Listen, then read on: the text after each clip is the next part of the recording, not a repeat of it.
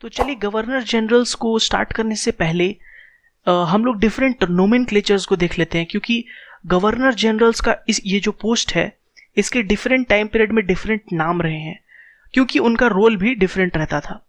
ठीक है, तो सबसे पहले जब ब्रिटिश आई थी तो ईस्ट इंडिया कंपनी के रूप में आई थी, और उनका कैपिटल एक तरह से कहें तो मेनली वो कैलकाटा में था, जो कि बंगाल और बिहार के रीजन पे मेनली रूल करते थे। ठीक है, तो इसलिए हम सबसे पहले देख रहे हैं जो पोस्ट है उसका नाम है गवर्नर ऑफ बंगाल। ठीक है, तो ये पोस्ट था गवर्नर ऑफ बंगाल उस समय, और जो फर्स्ट गवर्नर ऑफ बंगाल थे वो थे रॉबर्ट क्लाइव। यहाँ पे छोटी छोटी बारीकियों को आपने देखना है, गवर्नर ऑफ बंगाल है, गवर्नर जनरल ऑफ बंगाल नहीं। फिर आता है 1773 में रेगुलेटिंग एक्ट। यहाँ पे ध्यान दीजिएगा चार्टर्स एक्ट लिखा है गलती से, लेकिन असली में था वो 1773 में रेगुलेटिंग एक्ट। और उसके बाद गवर्नर ऑफ बंगाल बन गया गवर्नर जनरल ऑफ बंगाल। ठीक है, इस एक्ट के थ्रू। तो first governor general of Bengal कौन थे?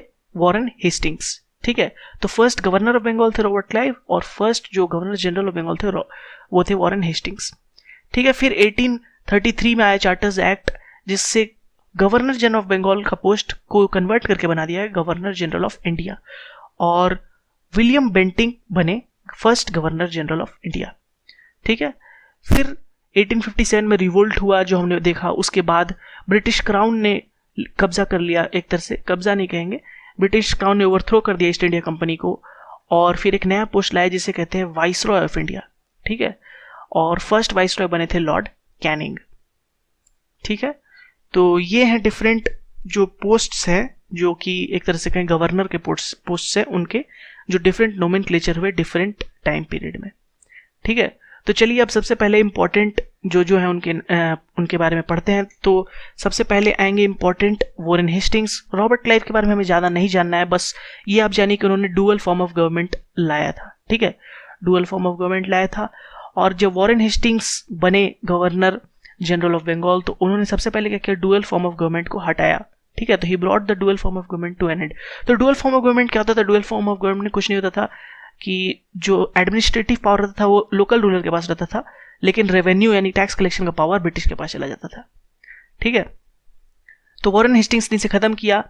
ठीक है, इसके अलावा क्या क्या हुआ? इंडियाज फर्स्ट सुप्रीम कोर्ट जो कैलकाटा में था उस समय, फोर्ट विलियम्स में, उसको इस्टेब्लिश किया था, उन्हीं के टाइम में हुआ था। ठीक है, तो ये आपको याद रखना है कि किसके टाइम सुप्रीम कोर्ट बना था? वॉरेन हेस्टिंग्स के टाइम में।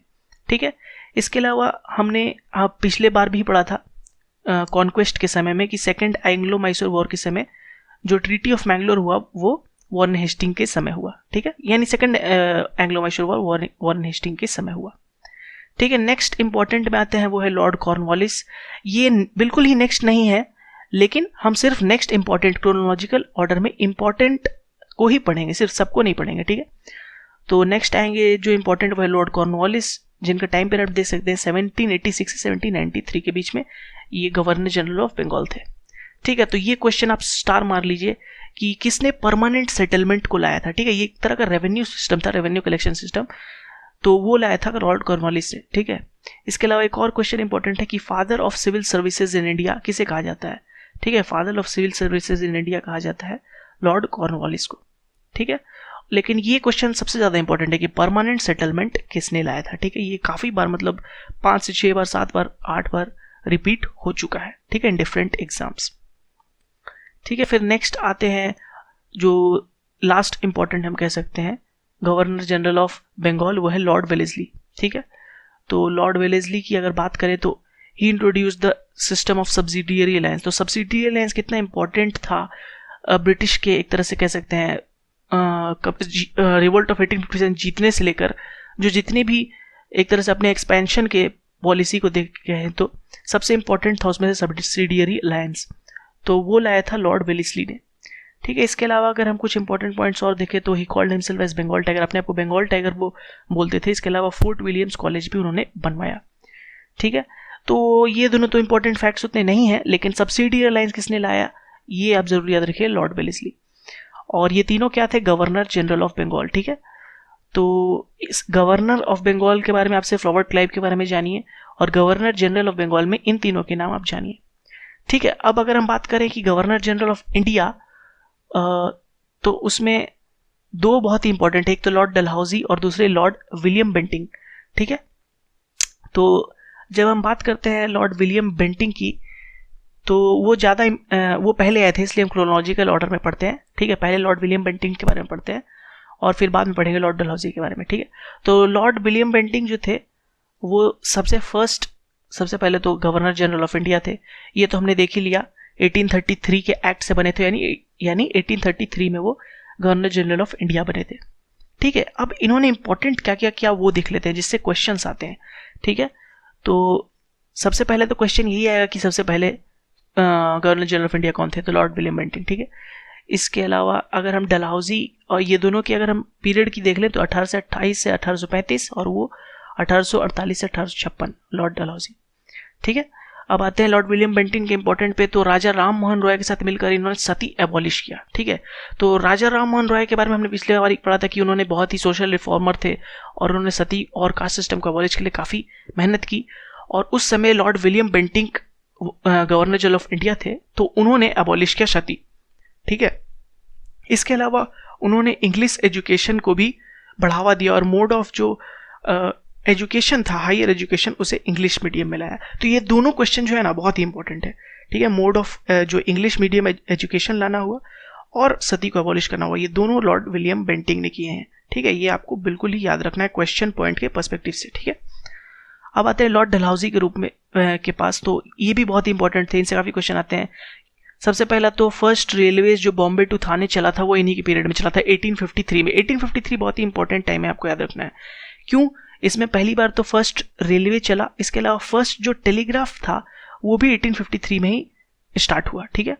और फर्स्ट टेलीग्राफ कहाँ से कहाँ भेजा गया था, तो वो था कैलकाटा टू आगरा, ठीक है। ये था फर्स्ट एस्टैब्लिश, और ये किन के टाइम हुआ था, लॉर्ड डलहौजी के समय में, ठीक है। तो ट्रेन और टेलीग्राफ हो गया। इसके अलावा डॉक्ट्रिन ऑफ लैप्स जो बहुत ही एक तरह से कहें इम्पॉर्टेंट था ब्रिटिश के एक्सपेंशन में, वो लाया था लॉर्ड डलहौजी ने।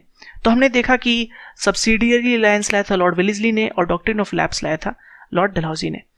तो इस सिंगल पेज पे आपको कई इंपॉर्टेंट इंफॉर्मेशन दिख रहे हैं, जैसे आप देख सकते हैं रॉबर्ट क्लाइव के बाद हमने देखा वॉरेन हेस्टिंग में कितने सारे इंपॉर्टेंट इंफॉर्मेशन थे, जैसे सुप्रीम कोर्ट लाया उन्होंने, ठीक है। डुअल फॉर्म को खत्म किया, कॉर्नवालिस ने परमानेंट सेटलमेंट लाया, इसके लॉर्ड वेलेस्ली ने सब्सिडियरी अलायंस लाया। इसके अलावा अगर हम बात करें तो लॉर्ड विलियम बेंटिंक ने सती को एबॉलिश किया, सबसे इंपॉर्टेंट फैक्ट, ठीक है। और उन्होंने इंग्लिश को मीडियम ऑफ एजुकेशन बनाया, ठीक है। उसके अलावा first governor general of India तो थे ही, और इंग्लिश को एजुकेशन बनाने के अलावा अगर लॉर्ड डलहौजी की बात करें तो बॉम्बे टू थाने सबसे पहले ट्रेन चलाया, इसके अलावा टेलीग्राफ भी चलाया और डॉक्ट्रिन ऑफ लैप्स भी इन्होंने लाया, ठीक है। तो जो पॉइंट्स मैंने स्टार मार्क किए इस पेज पे आप देख लीजिए, वो सबसे ज़्यादा इंपॉर्टेंट है, ठीक है, और रिपीटेड पूछे जाते हैं, ठीक है। 1857 के बाद जो रिवोल्ट हुआ, उसके बाद 1858 में ब्रिटिश क्राउन ने एक तरह से ओवर थ्रो कर दिया जो कंपनी को, और उस टाइम एक नया पोस्ट इंट्रोड्यूस हुआ जिसे वाइसरॉय कहते थे, ठीक है। और उसे viceroy and governor general of India भी कहा जाता था, ठीक है। तो गवर्नमेंट ऑफ इंडिया एक्ट जो आया था 1858, उसमें ये पोस्ट इंट्रोड्यूस हुआ था, ठीक है। तो जो लास्ट एक तरह से के गवर्नर जनरल ऑफ इंडिया थे वही बन गए फर्स्ट वाइसरॉय ऑफ इंडिया, ठीक है। और वो कौन थे, लॉर्ड कैनिंग, ठीक है। तो चलिए उनके बारे में कुछ पढ़ते हैं, सबसे पहले लॉर्ड कैनिंग के बारे में, और फिर जानेंगे जो डिफरेंट वाइसरॉयज थे, ठीक है। तो लॉर्ड कैनिंग जो थे, सबसे पहले तो इंपॉर्टेंट ये है कि ये फर्स्ट वाइसरॉय ऑफ इंडिया थे, ठीक है। फर्स्ट वाइसरॉय थे तो last governor general of India भी रहेंगे, ठीक है। और रिवोल्ट ऑफ 1857 इन्हीं के समय हुआ, क्यों? क्योंकि ये उसके पहले से ही रूल कर रहे थे, इन्हीं के टाइम रिवोल्ट हुआ और फिर ये एक्ट आया और ये फिर बन गए viceroy of India, first viceroy of India, ठीक है। तो ये आपको याद रखना है कि रिवोल्ट ऑफ 1857 इन्हीं के टाइम में हुआ। इसके अलावा अगर बात करें तो यूनिवर्सिटी ऑफ कैलकाटा, मैड्रास और बॉम्बे, उस समय जो 3 यूनिवर्सिटीज बने वो इन्हीं के टाइम में बने, ठीक है। तो ये आपको याद रखना है कि जो डिफरेंट यूनिवर्सिटीज बने वो लॉर्ड कैनिंग ने बनवाए, ठीक है। अब आते हैं नेक्स्ट इंपॉर्टेंट जो वाइसरॉय थे उनके बारे में, तो वो थे लॉर्ड लाइटन, ठीक है। इनके बाद भी कुछ और है लेकिन हम डायरेक्ट जो नेक्स्ट इंपॉर्टेंट आ रहा है उन्हीं के पास जा रहे हैं, ठीक है। तो लॉर्ड लाइटन उतने एक तरह से कहें इंडिया के लिए अच्छे वाइसरॉय नहीं थे, इन्होंने कुछ बहुत ही एक तरह से इनफेमस रूल्स लाए, जैसे कि सबसे पहला था वर्नाकुलर प्रेस एक्ट। ठीक है, तो वर्नाकुलर प्रेस एक्ट में क्या था कि जो वर्नाकुलर यानी जो यहाँ के लोकल भाषा में जितने भी प्रेस थे उनकी फ्रीडम को छीना गया। ठीक है, उसमें वो ब्रिटिश के खिलाफ कुछ नहीं लिख सकते थे। ठीक है, तो ये इनके टाइम में है। इसके अलावा दिल्ली दरबार जो फर्स्ट हुआ वो भी इनके टाइम में हुआ। ठीक है, तो ये थे लॉर्ड लाइटन के बारे में। अब आते हैं लॉर्ड राइपन के बारे में। ठीक है, ये जो इनके बाद आते हैं। ठीक है, आप सबका टाइम पीरियड देख सकते हैं अगर आप जानना चाहें। ठीक है, तो 80 से 84 के बीच लॉर्ड राइपन आते हैं, और लॉर्ड राइपन लॉर्ड लाइटन के बिल्कुल ही ऑपोजिट थे। वो सिंपथाइज करते थे इंडियंस के टूवर्ड्स। ठीक है, जो इनके साथ अन्याय हो रहा है वो एक तरह से समझते थे। ठीक है, तो इन्होंने कुछ कुछ मरहम लगाने की कोशिश की। ठीक है, तो सबसे पहले क्या किया, इन्हें father of local self government भी कहा जाता है। ठीक है, ये क्वेश्चन भी उतना ही इंपॉर्टेंट जितना कॉर्नवालिस के परमानेंट सेटलमेंट जैसा है। ठीक है, याद रखिएगा। For father of local self government कौन थे, लॉर्ड राइपन। ठीक है, तो इन्होंने सबसे पहले तो इल्बर्ट बिल लाने की कोशिश की। तो इल्बर्ट बिल क्या था, इल्बर्ट बिल एक ऐसा बिल था जिसमें जो है इंडियन जो जजेस थे वो भी ब्रिटिश को ट्रायल कर सकते थे। ठीक है, तो ये लाने की कोशिश की, सक्सेसफुल नहीं हुए लाने में, क्योंकि ब्रिटिशर जो जजेस थे या फिर ब्रिटिशर इसके बिल्कुल ही खिलाफ थे। ठीक है, तो इल्बर्ट बिल ये लाने में कामयाब नहीं हुए, लेकिन कोशिश जरूर की। ठीक है, तो ये थे लॉर्ड राइपन के बारे में। अब 1885 में कांग्रेस फॉर्म हो जाता है। तो 1885 के बाद जो डिफरेंट वाइसरॉयज है उनको हम पढ़ेंगे कांग्रेस के साथ में। ठीक है, तो हमने क्या क्या पढ़ा इस चैप्टर में। इस चैप्टर में हमने पढ़ा जो स्टार्टिंग में governor of India, governor of Bengal से लेकर governor general of Bengal, then governor general of India's, और इसके अलावा कुछ वाइसरॉयज पढ़े जब तक कांग्रेस नहीं बनता है। ठीक है, फिर कांग्रेस जब बनेगा तो उसके बाद हम कांग्रेस के साथ साथ ही पढ़ेंगे कि उनमें कौन कौन डिफरेंट वाइसरॉयज आ रहे थे। तो उम्मीद करते हैं आपको इस वीडियो में काफ़ी इन्फॉर्मेशन मिला होगा एग्जाम के पर्सपेक्टिव से, और कुछ कुछ डाउट्स क्लियर हुए होंगे। तो thank you for watching this video. अगर आपको वीडियो अच्छा लगा है तो प्लीज़ इस वीडियो पे लाइक करें, और अगर अभी तक आपने हमारे चैनल को सब्सक्राइब नहीं किया तो प्लीज़ हमारे चैनल को सब्सक्राइब करें। And thank you again for watching this video.